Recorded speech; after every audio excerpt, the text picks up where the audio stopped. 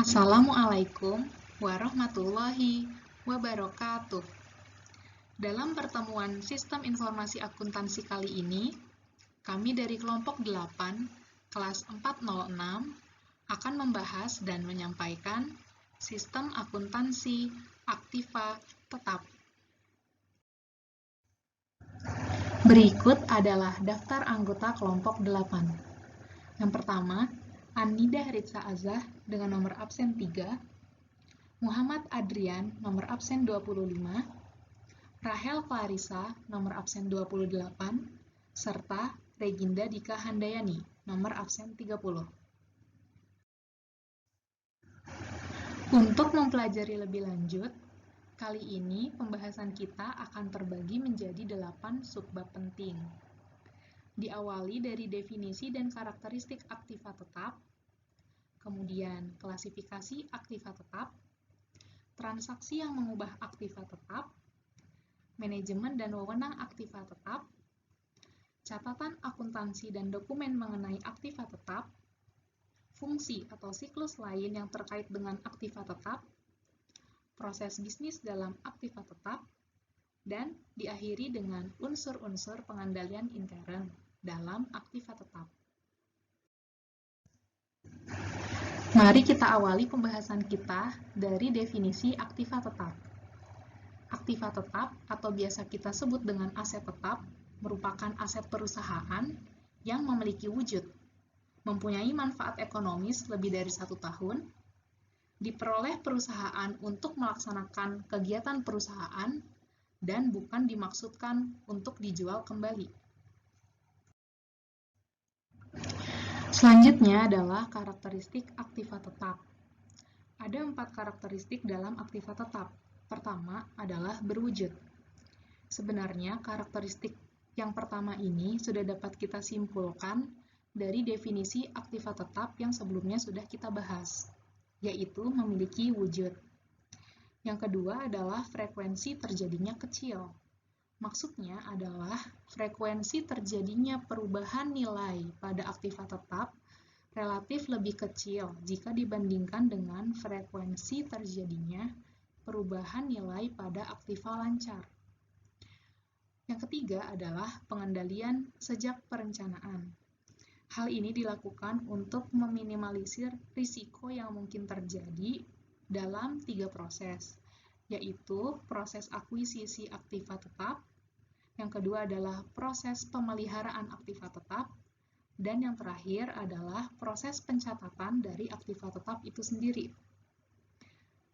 Karakteristik yang terakhir adalah pengeluaran terkait dengan aktiva tetap dibagi menjadi 2. Yang pertama adalah capital expenditure dan yang kedua adalah revenue expenditure. Perbedaannya terletak pada hasil yang terjadi pada aktiva tetap itu ketika pengeluaran terjadi. Jika pengeluaran yang terjadi mengakibatkan penambahan massa manfaat, peningkatan kualitas, serta peningkatan kuantitas yang dihasilkan oleh aktiva tetap itu, maka dapat dikategorikan pengeluarannya sebagai capital expenditure. Apabila pengeluaran terkait dengan aktiva tetap tidak berkaitan dengan 3 hal tadi, yaitu massa manfaat, kualitas, serta kuantitas, dan biasanya bersifat rutin, maka pengeluaran tadi dapat dikategorikan sebagai revenue expenditure. Lalu, aktiva tetap dapat kita bagi menjadi 7 kategori. Nah, seperti yang tercantum pada layar, ada 7 klasifikasi aktiva tetap. Yang pertama adalah tanah, yang kedua adalah land improvement, yang ketiga adalah gedung dan perbaikan gedung, yang keempat adalah peralatan dan mesin, yang kelima adalah furnitures and fixtures, yang keenam adalah kendaraan, dan yang terakhir adalah lainnya. Lalu, apa perbedaan yang ada di dalam 7 klasifikasi ini? Nah, dapat kita ingat-ingat dan mungkin sudah kita ketahui sebelumnya bahwa 6 dari 7 kategori aktiva tetap di sini mengalami depresiasi atau penyusutan. Nah, di sini tanah merupakan aktiva tetap yang tidak mengalami penyusutan atau depresiasi. Sedangkan 6 kategori lainnya mengalami depresiasi. dan biasanya memiliki masa manfaat yang terbatas. Nilai aktiva tetap dapat bertambah dan atau berkurang selama periode penggunaannya atau selama masa manfaatnya. Lalu apa saja transaksi yang mengubah nilai aktiva tetap? Ada beberapa transaksi yang mengubah rekening aktiva tetap. Di sini kita menggunakan T-account untuk mengidentifikasi transaksi-transaksi apa saja yang mengubah rekening aktiva tetap, di mana di sisi kiri merupakan debit, yaitu transaksi-transaksi yang menambah nilai dari aktiva tetap, sedangkan di sisi kanan yaitu kredit, yaitu transaksi-transaksi yang mengurangi nilai dari aktiva tetap. Untuk transaksi pertama yang menambah nilai dari aktiva tetap adalah perolehan, di mana perolehan ini dikategorikan menjadi 3 jenis. Bisa melalui pembelian, bisa melalui pembangunan sendiri atau pembangunan mandiri, dan yang terakhir bisa melalui sumbangan atau hibah. Transaksi yang kedua adalah pengeluaran modal, yang dimana pengeluaran modal ini bersifat tadi capital expenditure. Kemudian ada revaluasi dan pertukaran. Untuk transaksi yang mengurangi rekening aktiva tetap adalah penghentian pemakaian, penjualan, dan juga pertukaran. Jadi untuk pertukaran ini tergantung apakah kita rugi atau untung. Jadi ada di sisi debit ataupun kredit, tergantung kejadian yang sebenarnya. Tidak lupa dalam aktiva tetap diikuti pula dengan akumulasi penyusutan aktiva tetap. Dan berikut merupakan transaksi-transaksi yang mengubah rekening akumulasi penyusutan aktiva tetap. Akumulasi penyusutan aktiva tetap bersaldo normal kredit, yang artinya ketika ada transaksi penyusutan, maka nilai akumulasi penyusutan aktiva tetap akan bertambah. Sedangkan jika transaksinya adalah penghentian pemakaian, penjualan, ataupun pertukaran, ketiga transaksi ini akan mengurangi nilai dari akumulasi penyusutan aktiva tetap. Yang terakhir adalah transaksi yang mengubah biaya reparasi dan pemeliharaan aktiva tetap. Di sini kita berarti akan membahas tentang expense atau revenue expenditure yang terjadi berkaitan dengan aktiva tetap. Biaya reparasi dan pemeliharaan aset tetap akan bertambah dalam T-account jika terjadi konsumsi bahan dan suku cadang, konsumsi sumber daya manusia, konsumsi energi, konsumsi peralatan, ataupun konsumsi sumber daya lain yang bersifat revenue expenditure. Lalu kali ini kita akan berlanjut ke subbab keempat yang membahas mengenai manajemen dan wewenang aktiva tetap. Perusahaan harus mengatur atau memanage aktiva tetap yang dimilikinya dengan tujuan agar penggunaan dari aktiva tetap tersebut bisa optimal selama umur ekonomisnya atau selama masa manfaatnya. Maka dari itu, untuk mencapai tujuan tersebut, dibentuklah sebuah fungsi yang bertanggung jawab atas pengelolaan aktiva tetap, yaitu bagian aktiva tetap. Pembahasan terakhir dari subbab keempat yaitu mengenai wewenang aktiva tetap. Ada 4 wewenang dalam aktiva tetap. Yang pertama adalah menempatkan aktiva tetap di tangan fungsi pemakai aktiva tetap. Yang kedua adalah memberikan otorisasi pemindahan aktiva tetap dari satu fungsi ke fungsi lain. Yang ketiga adalah memberikan otorisasi penghentian aktiva tetap. Dan yang terakhir adalah memberikan otorisasi pengiriman aktiva tetap ke pihak luar untuk reparasi. Selanjutnya, kita akan membahas mengenai dokumen yang digunakan dalam sistem akuntansi aktiva tetap. Dokumen yang pertama ialah surat permintaan otorisasi investasi. Karena investasi dalam aktiva tetap biasanya meliputi jumlah rupiah yang relatif besar dan juga mencakup keterikatan dana dalam jangka waktu yang relatif panjang, maka pengendalian aktiva tetap dilakukan melalui perencanaan yang matang. Perencanaan pengeluaran investasi dalam aktiva tetap dimulai dengan diajukannya usulan investasi kepada manajemen puncak. Dokumen yang digunakan untuk meminta persetujuan pelaksanaan investasi dalam aktiva tetap disebut dengan Surat Permintaan Otorisasi Investasi. Dokumen ini diisi oleh fungsi yang mengusulkan perolehan aktiva tetap, dan setelah diotorisasi oleh direktur fungsi yang bersangkutan, dimintakan persetujuan dari direktur utama. Dokumen yang kedua ialah Surat Permintaan Reparasi atau Authorization for Repair. Dokumen ini berfungsi sebagai perintah dilakukannya reparasi atau perbaikan atas aktiva tetap.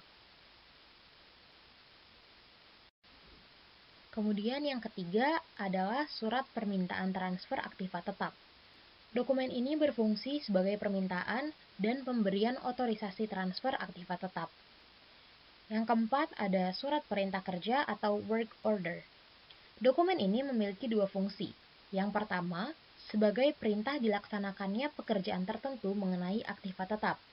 Dan yang kedua, sebagai catatan yang dipakai untuk mengumpulkan biaya pembuatan aktiva tetap. Dokumen ini digunakan sebagai perintah kerja pemasangan aktiva tetap yang dibeli dan pembongkaran aktiva tetap yang dihentikan pemakaiannya. Kemudian yang kelima ada surat order pembelian. Dokumen ini diterbitkan oleh fungsi pembelian yang merupakan surat untuk memesan aktiva tetap kepada pemasok. Untuk pembelian aktiva tetap yang melibatkan jumlah investasi yang besar, umumnya pemilihan pemasok dilakukan melalui proses tender terbuka. Yang keenam ada laporan penerimaan barang. Dokumen ini diterbitkan oleh fungsi penerimaan setelah fungsi ini melakukan pemeriksaan kuantitas, mutu, dan spesifikasi aktiva tetap yang diterima dari pemasok. Yang ketujuh, ada faktur dari pemasok. Dokumen ini merupakan tagihan dari pemasok untuk aktiva tetap yang dibeli. Yang kedelapan, ada bukti kas keluar. Dokumen ini merupakan perintah pengeluaran kas yang dibuat oleh fungsi akuntansi setelah dokumen surat permintaan otorisasi investasi, surat order pembelian, laporan penerimaan barang, dan faktur dari pemasok diterima dan diperiksa oleh fungsi tersebut. Yang kesembilan ada bukti memorial. Dokumen ini digunakan sebagai dokumen sumber untuk pencatatan transaksi depresiasi aktiva tetap, harga pokok aktiva tetap yang telah selesai dibangun, pemberhentian pemakaian aktiva tetap, dan pengeluaran modal. Dan yang terakhir, yang ke-10, ada daftar depresiasi aktiva tetap. Daftar ini berisi jumlah biaya depresiasi aktiva tetap yang dibebankan dalam periode akuntansi tertentu. Dokumen ini merupakan dasar untuk pembuatan bukti memorial untuk pencatatan biaya depresiasi yang dibebankan dalam periode akuntansi tertentu. Selanjutnya, kita akan membahas mengenai catatan akuntansi. Catatan akuntansi digunakan untuk mencatat transaksi yang mengubah harga pokok aktiva tetap dan akumulasi depresiasi aktiva tetap. Terdapat 3 catatan akuntansi. Yang pertama, kartu aktiva tetap. Catatan akuntansi ini merupakan buku pembantu aktiva tetap yang digunakan untuk mencatat secara rinci segala data yang bersangkutan dengan aktiva tetap tertentu. Yang kedua, ada jurnal umum. Jurnal umum digunakan untuk mencatat 4 hal. Yang pertama, transaksi harga pokok aktiva tetap yang telah selesai dibangun. Yang kedua, biaya-biaya untuk pemasangan dan pembongkaran aktiva tetap. Yang ketiga, penghentian pemakaian aktiva tetap. Dan yang terakhir, depresiasi aktiva tetap. Yang ketiga, ada register bukti kas keluar. Jurnal ini digunakan untuk mencatat transaksi pembelian aktiva tetap dan pengeluaran modal yang berupa pengeluaran kas. Selanjutnya, kita akan membahas mengenai fungsi yang terkait dalam pengadaan aktiva tetap. Fungsi-fungsi ini mempunyai peranan penting, karena dengan adanya fungsi yang terkait, maka prosedur pengadaan aktiva tetap akan berjalan dengan baik. Adapun fungsi-fungsi yang terkait dalam prosedur pengadaan aktiva tetap adalah sebagai berikut. Yang pertama, fungsi pemakai.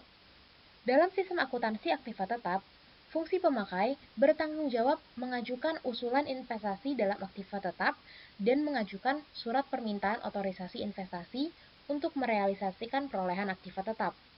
Unit organisasi pemakaian aktiva tetap berfungsi untuk mengelola pemakaian aktiva tetap. Yang kedua, fungsi riset dan pengembangan. Fungsi ini bertanggung jawab mengajukan usulan investasi aktiva tetap yang dimanfaatkan bersama oleh lebih dari satu fungsi. Di samping itu, fungsi ini bertanggung jawab melakukan studi kelayakan setiap usulan investasi dari berbagai fungsi lain dalam perusahaan.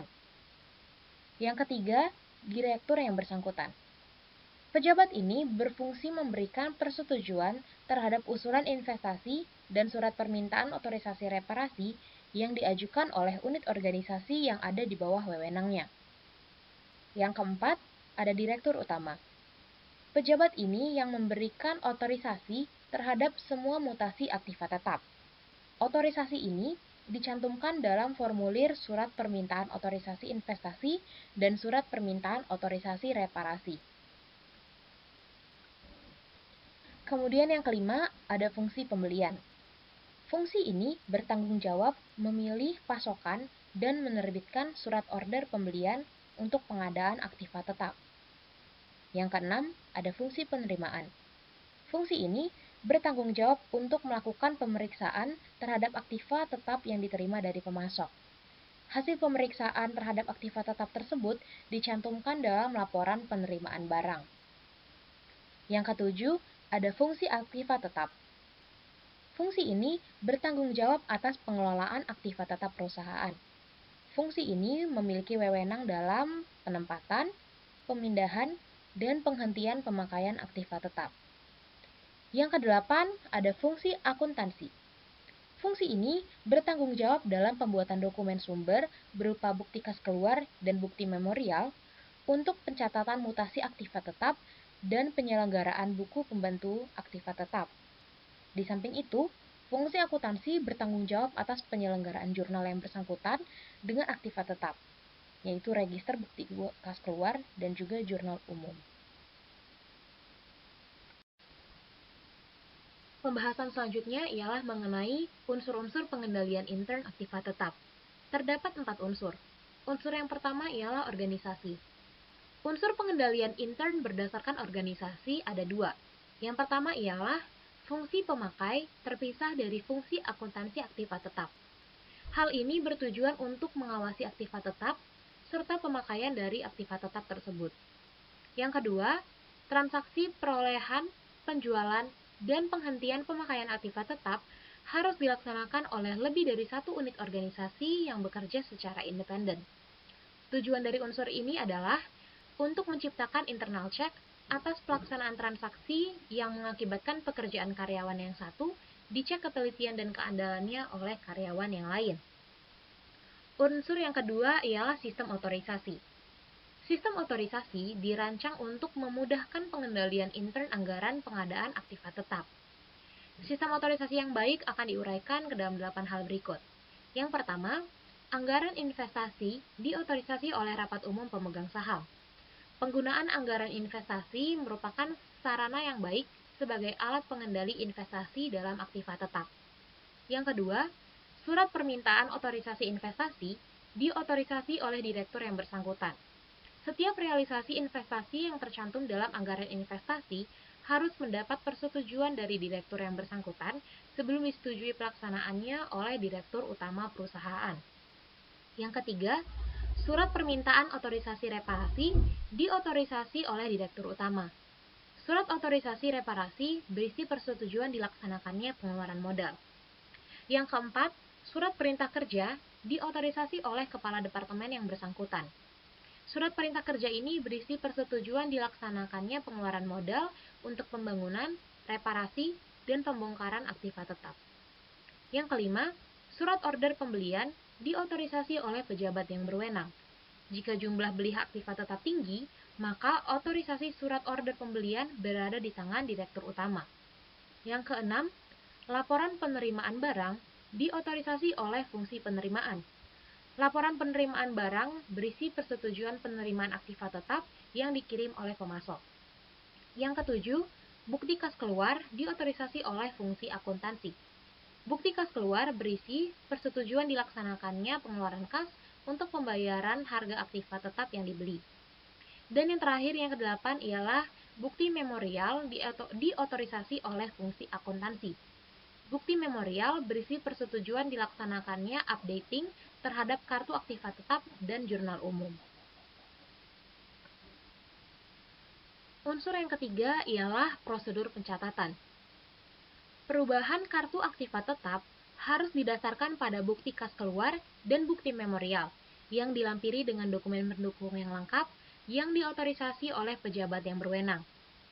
Setiap pemutakhiran data yang dicatat dalam kartu aktiva tetap harus dilakukan oleh fungsi akuntansi dan harus didasarkan pada dokumen sumber yang diotorisasi oleh pejabat yang berwenang serta dilampiri dokumen pendukung yang sah. Unsur yang keempat ialah praktik yang sehat. Dalam melakukan pemeliharaan aktiva tetap, perlu dilakukan pencocokan aktiva tetap secara fisik dengan kartu aktiva tetap. Berikut uraian dari pengendalian intern melalui praktik yang sehat. Yang pertama, secara periodik dilakukan pencocokan fisik aktiva tetap dengan kartu aktiva tetap. Pengawasan intern yang baik mensyaratkan data dalam kartu aktiva tetap secara fisik. Yang kedua, penggunaan anggaran investasi sebagai alat pengendalian investasi dalam aktiva tetap. Pengawasan investasi dalam aktiva tetap yang baik dilaksanakan dengan menggunakan perencanaan yang dituangkan dalam anggaran investasi. Anggaran investasi ini disusun setelah dilakukan studi kelayakan terhadap usulan investasi. Yang ketiga, penutupan asuransi aktiva tetap terhadap kerugian. Untuk mencegah kerugian yang timbul sebagai akibat kebakaran dan kecelakaan, aktiva tetap harus diasuransikan dengan jumlah pertanggungan yang memadai. Dan yang terakhir, kebijakan akuntansi tentang pemisahan pengeluaran modal capital expenditure dengan pengeluaran pendapatan revenue expenditure, kebijakan akuntansi tentang perbedaan pengeluaran modal dan pengeluaran pendapatan harus dinyatakan secara eksplisit dan tertulis untuk menjamin konsistensi perlakuan akuntansi terhadap kedua macam pengeluaran itu. Nah, konklusinya adalah sistem pengendalian intern yang lemah akan mengakibatkan kemungkinan terjadi kesalahan, ketidakakuratan, ataupun kecurangan yang semakin besar. Oleh karena itu, sangat penting bagi pihak perusahaan untuk menerapkan prosedur-prosedur pengendalian intern yang baik dan tepat. Selanjutnya adalah bagan alir dokumen jaringan prosedur yang membentuk sistem akuntansi aktiva tetap. Nah, di sini ada 7 sistem. Yang pertama adalah sistem pembelian aktiva tetap. Yang kedua, sistem perolehan aktiva tetap melalui perolehan sendiri. Yang ketiga, sistem pengeluaran modal. Yang keempat, sistem penghentian pemakaian aktiva tetap. Yang kelima, sistem transfer aktiva tetap. Yang keenam, sistem revaluasi aktiva tetap. Dan yang terakhir, sistem pencatatan depresiasi aktiva tetap. Yang pertama adalah sistem pembelian aktiva tetap. Di sini ada flowchart-nya. Flowchart-nya dimulai dari bagian yang memerlukan aktiva tetap dengan membuat surat permintaan otorisasi investasi. Dibuat sebanyak 3 rangkap yang kemudian diserahkan kepada direktur utama. Setelah diberikan otorisasi oleh direktur utama, maka rangkap pertama diberikan kepada bagian pembelian, rangkap kedua diberikan kepada bagian yang memerlukan aktiva tetap, dan rangkap ketiga diberikan kepada bagian utang. Nah, kemudian di bagian pembelian, surat permintaan otorisasi investasi tersebut digunakan untuk membuat surat permintaan penawaran harga. Surat permintaan penawaran harga kemudian dikirim ke pemasok dan juga diterima dari pemasok, yaitu surat penawaran harga. Kemudian dilakukan perbandingan harga yang menghasilkan dokumen perbandingan harga. Dokumen perbandingan harga ini digunakan untuk memilih pemasok dan juga untuk membuat surat order pembelian. Surat order pembelian dibuat 7 rangkap. Rangkap pertama dan kedua dikirim ke pemasok, rangkap ketiga dikirim ke bagian penerimaan, rangkap keempat diberikan ke bagian hutang, rangkap kelima diberikan kepada bagian yang memerlukan aktiva tetap. Kemudian rangkap keenam beserta SPP, SPH, dan PH disimpan di file dokumen kertas T, sementara rangkap ketujuh disimpan di file dokumen kertas N. Nah, kemudian di bagian penerimaan, kita ke bagian utang terlebih dahulu. Jadi ada surat permintaan otorisasi investasi, ada surat order pembelian, ada LPB, dan ada juga faktur dari pemasok. Kemudian dilakukan membandingkan faktur dan pemasok dengan SPOI, SOP, dan LPB. Kemudian membuat bukti kas keluar. Nah, sebelum itu bagian penerimaan juga membuat juga ada SOP dan surat pengantar dari pemasok, yang mana setelah mereka memeriksa barang yang diterima, mereka juga membuat laporan penerimaan barang. Nah, tadi balik lagi ke bagian hutang, mereka ada bukti kas keluar sebanyak 3 rangkap, kemudian ada SPOI, SOP, LEB, LPB, dan faktur. Nah, rangkap pertama bukti kas keluar digunakan untuk register bukti kas keluar. Kemudian register bukti kas keluar 3 rangkap tersebut beserta SPOI, SOP, LPB, dan faktur disimpan di file dokumen kertas T. Sementara rangkap keduanya digunakan untuk dikirim ke bagian aktiva tetap. Nah, tadi balik lagi ke bagian penerimaan. Di bagian penerimaan juga ada laporan penerimaan barang. Kemudian dibuat ada 2 rangkap. Rangkap pertama diberikan kepada bagian pembelian dan rangkap kedua diberikan kepada bagian yang memerlukan aktiva tetap. Sementara rangkap ketiga, kemudian ada SOP dan SP disimpan di file dokumen kertas N. Nah, terus ke bagian aktiva tetap, tadi ada bukti kas keluar, rangkap kedua digunakan untuk membuat surat penempatan aktiva tetap. Surat penempatan aktiva tetap dibuat 3 rangkap dan juga BKK atau bukti kas keluar. Nah, surat penempatan aktiva tetap rangkap pertama dikirimkan ke bagian yang memerlukan aktiva tetap, kemudian disimpan di file dokumen kertas N. Kemudian surat penempatan aktiva tetap rangkap kedua itu dikirimkan ke bagian kartu aktiva tetap, rangkap ketiganya disimpan di file dokumen kertas N, BKK juga dikirimkan ke bagian kartu aktiva tetap. Jadi terakhir di bagian kartu aktiva tetap, ia menerima surat penempatan aktiva tetap dan bukti kas keluar, yang mana digunakan untuk disimpan di ledger kartu aktiva, dicatat di kartu aktiva tetap, dan proses sistem pengeluaran aktiva tetap pun selesai. Oke, selanjutnya yang kedua, sistem perolehan aktiva tetap melalui perolehan sendiri. Sistem ini dirancang untuk mencatat harga pokok aktiva tetap yang diperoleh perusahaan dari pembangunan yang dilaksanakan sendiri oleh perusahaan. Nah, di sini ada 2 dokumen. Yang pertama adalah work order, yaitu dokumen yang digunakan untuk mengumpulkan biaya konstruksi, dan yang kedua adalah bukti memorial. Nah, bukti memorial ini dilampiri dalam surat perintah kerja. Bukti memorial adalah dokumen sumber yang mencatat harga pokok aktiva tetap ke dalam kartu aktiva tetap dan jurnal umum. Nah, dalam sistem ini ada rangkaian prosedur yang harus dilalui. Yang pertama adalah prosedur permintaan otorisasi investasi. Kemudian yang kedua, prosedur perintah kerja. Yang ketiga adalah prosedur pelaksanaan pembangunan aktiva tetap. Yang keempat, prosedur penerimaan barang. Yang kelima adalah prosedur penempatan aktiva tetap. Dan yang terakhir adalah prosedur pencatatan harga pokok aktiva tetap. Nah, selanjutnya kita akan membahas flowchart sistem perolehan aktiva tetap melalui perolehan sendiri. Dimulai dari bagian yang memerlukan aktiva tetap dengan membuat surat permintaan otorisasi investasi sebanyak 3 rangkap. Nah, kemudian 3 rangkap ini diberikan kepada direktur utama yang kemudian oleh direktur utama diberikan otorisasi. Nah, rangkap pertama diberikan kepada bagian reparasi dan pemeliharaan, rangkap kedua diberikan ke bagian yang memerlukan aktiva tetap, dan rangkap ketiga diberikan ke bagian kartu aktiva tetap.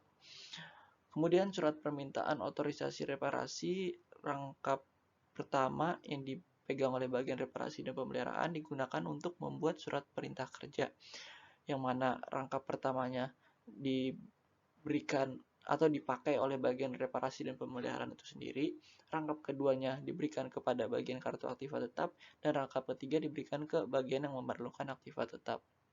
Nah, surat perintah kerja rangkap pertama yang dipegang oleh bagian reparasi dan pemeliharaan ini digunakan untuk 2 hal. Yang pertama, untuk membuat bukti permintaan dan pengeluaran barang gudang atau disingkat BPP-BG sebanyak 3 rangkap yang nanti akan dikirimkan ke bagian gudang. Sementara yang kedua adalah untuk mencatat jam kerja yang menghasilkan dokumen kartu jam kerja yang akan diserahkan ke bagian gaji dan upah. Kemudian di bagian gudang, BPPBG sebanyak 3 rangkap itu digunakan untuk mengisi kuantitas suku cadang yang diserahkan. Setelah itu BPPBG rangkap pertama dikirimkan ke bagian jurnal, rangkap kedua diberikan ke bagian reparasi dan pemeliharaan, sementara rangkap ketiga digunakan untuk diregister di ledger kartu gudang dan disimpan di file dokumen kertas N. Nah, tadi yang rangkap keduanya setelah diterima oleh bagian reparasi dan pemeliharaan juga sama disimpan di file dokumen kertas N. Kemudian di bagian gaji dan upah, setelah mendapatkan kartu jam kerja dari bagian reparasi dan pemeliharaan, digunakan untuk membuat daftar upah dan rekap daftar upah. Daftar upah rangkap 1 dan 2 diberikan kepada bagian utang, sementara RDU diberikan ke bagian jurnal. Kemudian di bagian jurnal, BPPBG dan RDU di jurnal umum, kemudian BPPBG-nya diberikan kepada bagian kartu aktiva tetap, sementara RDU-nya juga sama diberikan ke bagian kartu aktiva tetap. Nah, di bagian kartu aktiva tetap, SPOI, BPPBG, RDU, dan LPS beserta SPK digunakan untuk membuat bukti memorial. Bukti memorial dibikin 2 rangkap. Rangkap pertamanya diberikan kepada bagian jurnal oleh bagian jurnal di jurnal umum dan disimpan di file dokumen kertas N. Kemudian, bukti memorial kedua, SPOI, LPS, BPPBG, dan RDU digunakan oleh bagian kartu aktiva tetap untuk meregister ke kartu aktiva tetap beserta disimpan di file dokumen kertas N. Nah, kemudian di bagian aktiva tetap menerima laporan proyek selesai dari bagian yang memerlukan aktiva tetap, kemudian menghasilkan surat penempatan aktiva tetap sebanyak 3 rangkap dan LPS. Nah, surat penempatan aktiva tetap rangkap kedua itu digunakan oleh bagian kartu aktiva tetap, sementara rangkap ketiga dan LPS disimpan di file dokumen kertas N. Nah, oleh bagian kartu aktiva tetap, bukti memorial SPOI, LPS, BPPBG, dan RDU beserta surat penempatan aktiva tetap tadi digunakan untuk meregister kartu aktiva tetap, dan akhirnya sistem perolehan aktiva tetap melalui pembangunan sendiri pun selesai. Kemudian yang ketiga adalah sistem pengeluaran modal. Nah, sistem pengeluaran modal itu dirancang untuk mencatat tambahan harga pokok aktiva tetap. Ada 3 prosedurnya, yaitu yang pertama pengeluaran modal, yang kedua adalah surat permintaan otorisasi reparasi, yang ketiga adalah surat perintah kerja. Nah, sekarang kita masuk ke flowchart sistem pengeluaran modal. Nah, jadi sistem pengeluaran modal dimulai dari bagian yang memerlukan pengeluaran modal. Bagian ini membuat surat permintaan otorisasi reparasi yang menghasilkan surat permintaan otorisasi reparasi sebanyak 3 rangkap yang diserahkan kepada direktur utama, kemudian oleh direktur utama diberikan otorisasi.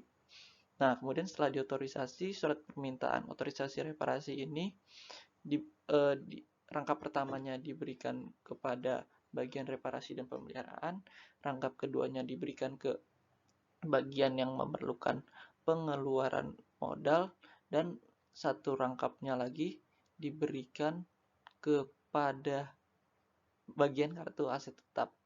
Nah, kemudian di sebelah kanannya bagian reparasi dan pemeliharaan. Surat permintaan otorisasi reparasi tadi digunakan untuk membuat surat perintah kerja. Nah, surat perintah kerja ini ada 3 rangkap. Rangkap pertama dikirimkan atau digunakan oleh bagian reparasi dan pemeliharaan itu sendiri, rangkap kedua diberikan kepada bagian kartu aset tetap, dan rangkap yang ketiga diberikan kepada bagian yang memerlukan pengeluaran modal. Nah, kemudian surat perintah kerja yang di rangkap pertama itu digunakan untuk membuat bukti permintaan dan pengeluaran barang gudang atau disingkat BPPBG yang dibuat 3 rangkap. Dan surat perintah kerja itu juga digunakan untuk mencatat jam kerja yang menghasilkan kartu jam kerja.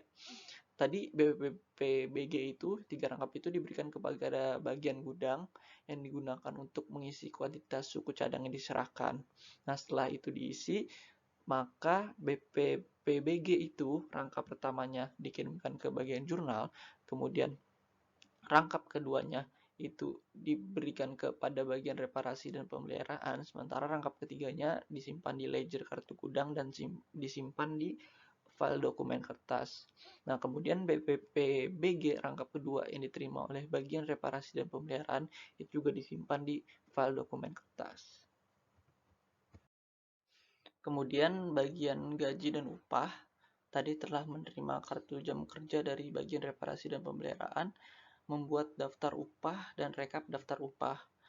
Daftar upah rangkap 1 dan 2 diberikan ke bagian utang, sementara rekap daftar upah diberikan ke bagian jurnal.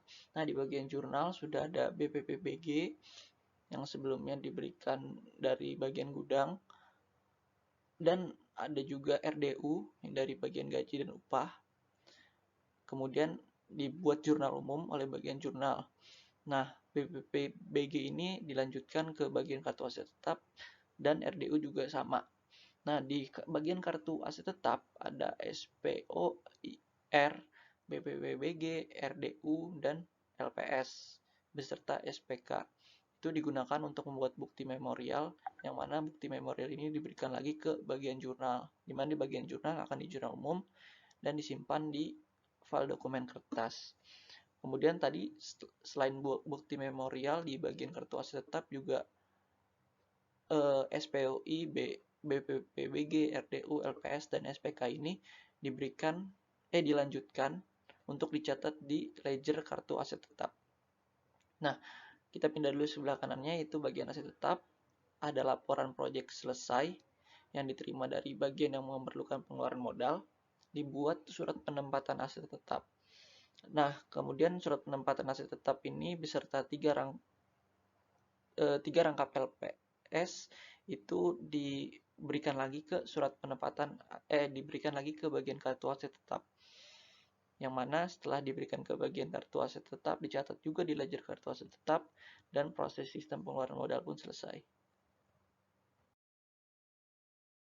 Yang keempat, ada sistem penghentian pemakaian aktiva tetap. Di dalam sistem ini, kita akan mencatat pengurangan harga pokok aktiva tetap dan akumulasi depresiasi aktiva tetap yang dihentikan pemakaiannya dan laba atau rugi yang ditimbulkan. Di dalam sistem ini, kita membutuhkan bukti memorial yang dilampiri surat permintaan penghentian aktiva tetap. Di sini terdapat bagan prosedur sistem penghentian pemakaian aktiva tetap. Dimulai dari bagian yang menggunakan aset tetap. Dimulai dengan membuat surat permintaan penghentian pemakaian aset tetap atau SPPAT. SPPAT ini dibuat 3 rangkap, kemudian dilanjutkan ke bagian direktur utama. Di direktur utama ini, SPPAT yang ada 3 rangkap itu diberikan otorisasi. Setelah diberikan otorisasi, rangkap pertama dibagikan ke bagian kartu aset tetap. Rangkap kedua dibagikan ke bagian aset tetap. Dan rangkap ketiga dibagikan ke bagian yang menggunakan aset tetap. Di bagian aset tetap sama bagian yang menggunakan aset tetap ada on-page connector. Nomor 3. Setelah mereka menerima itu, langsung disimpan di file dokumen kertas. Sementara untuk yang on-page connector nomor 2, di bagian kartu aset tetap, SPPAT itu digunakan untuk melakukan operasi. Membuat bukti memorial, dan di sini jadi ada SPPAT dan bukti memorial.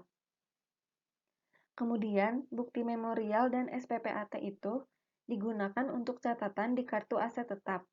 Setelah itu, bukti memorial dan SPPAT di bagian kartu aset tetap dilanjutkan ke bagian jurnal menggunakan on-page connector nomor 5. Lalu di bagian jurnal SPPAT dan bukti memorialnya digunakan untuk membuat jurnal umum. Setelah itu disimpan di file dokumen kertas. Setelah itu, proses sistem nomor 4 selesai. Yang kelima, ada sistem transfer aktiva tetap.